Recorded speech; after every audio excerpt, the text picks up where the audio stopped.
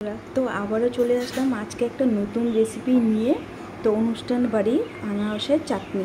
তো আনারসের চাটনি কিভাবে আমি তৈরি করেছি ওইটা আমি আপনাদেরকে শেয়ার করব। তো দেখো বন্ধুরা, কতটা সুন্দর হয়েছে, একদম অনুষ্ঠান বাড়ির মতো, খুবই সুস্বাদু, লোভনীয়। তো আজকে ভিডিওটা আমি এখানে শুরু করব। আর তোমাদের যদি ভালো লাগে অবশ্যই কমেন্টে জানিও, লাইক শেয়ার সাবস্ক্রাইব করতে একদম ভুলো না। তো বন্ধুরা শুরু করব আজকে ভিডিওটা আমি এখানে, দেখতে থাকো পুরো স্কিপ না করে।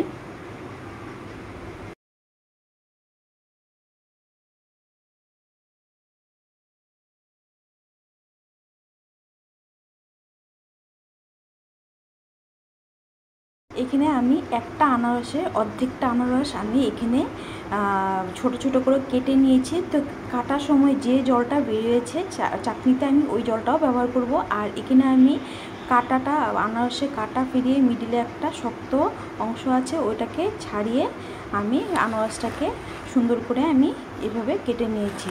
তো আনারসে দেখতে পারো কতটা জল বেরিয়েছে আনারস থেকে। তো অনেক সময় এরকম অনেক জল থাকে আনারসে, কাটার পর অনেকটা জল বেরিয়ে যায়। তো এখানে আমি কড়াই বসিয়ে দিয়েছি।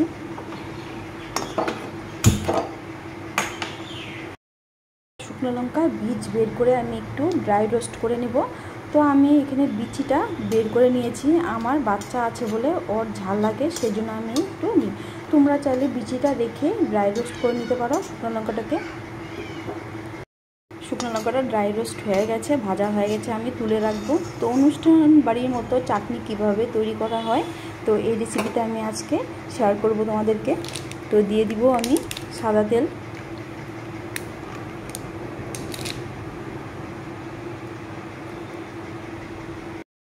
একটু সর্ষে দিব ফোড়নে,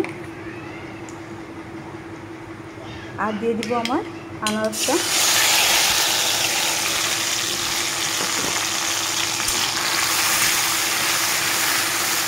তো ভালোভাবে আমি নাড়িয়ে চাড়িয়ে নেব।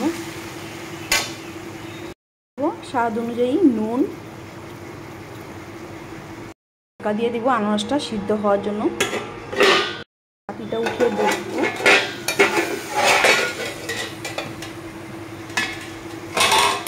তো দেখো এখানে জলটা কমে গেছে। তো এখানে আমি চিনিটা অ্যাড করে দেব।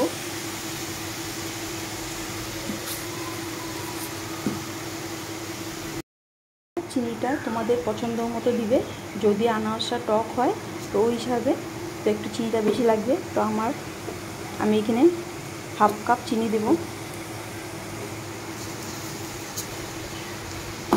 এখানে হাফ কাপ চিনি দিয়েছি আমি। তো চিনিটা গলা অবধি, আর দিয়ে দেবো এখানে হাফ টিস্পুন এখানে বিট নুন। তো এখানে আগে থেকে একটু নুন দিয়েছি আমি। তো এখন বিট নুনটা দিলে চাটনির টেস্টটা আরও দ্বিগুণ হয়ে যায়।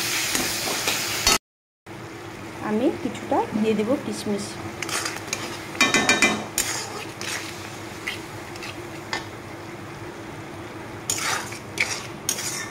তো এখানে আমার কিছুটা টাইম আর একটু টাইম এখানে জাল করতে হবে চিনির সাথে।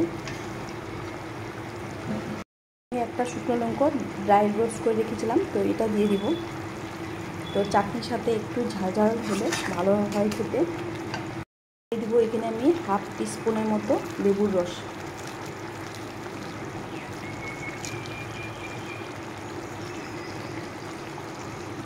এখানে আমার আনারসের চাটনিটা রেডি হয়ে গেছে।